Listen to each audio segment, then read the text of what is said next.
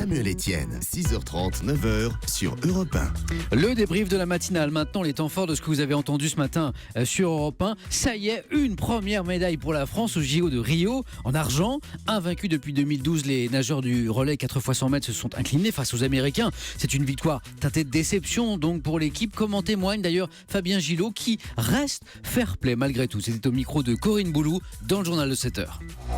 On était au combat pour le titre, on le savait que ça se jouerait à peu de choses. Malheureusement, une série comme on avait commencé à faire depuis 2012 devait bien s'arrêter un jour ou l'autre. On aurait aimé que ça s'arrête à un autre moment qu'aujourd'hui.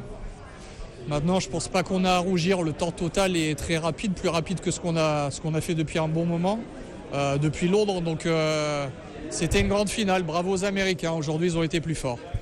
De plus en plus de Français sont redevables à l'ISF. Est-ce une conséquence directe ? Nous détenons le record d'exilés fiscaux. Les explications de Philippe Bruno du Cercle des fiscalistes. Il était mon invité dans l'interview de 6h45.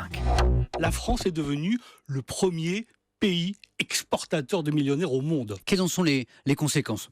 En termes de recettes fiscales, c'est une déperdition de l'ordre d'une dizaine de milliards par an. Voilà. Mais au-delà du quantitatif, il y a le qualitatif. C'est que les gens qui partent, ce sont des industriels en place, ce sont des gens qui créent de la richesse, qui créent des emplois et qui, plutôt que de les créer depuis la France, dorénavant le créent depuis l'étranger. L'été dernier, les 3 filles du groupe L.E.J. connaissaient un énorme succès avec leurs vidéos de reprise postées sur YouTube. Elles reviennent avec une version 2016 et toujours en toute simplicité, comme l'explique Lucie, membre du groupe. Des propos recueillis par Chanel Petit, c'était dans le journal de 7h. Là, le Summer 2016, pour nous, c'était obligé. On n'allait pas faire un vrai clip avec plein de figurations. Enfin, après, peut-être qu'un jour on le fera, mais en tout cas, là, vraiment, pour nous, le Summer, c'est vraiment à la cool. On est en vacances, c'est l'été, c'est que de la bonne humeur, quoi. On est quand même, 3 filles, on est entre potes, comme avant, quoi.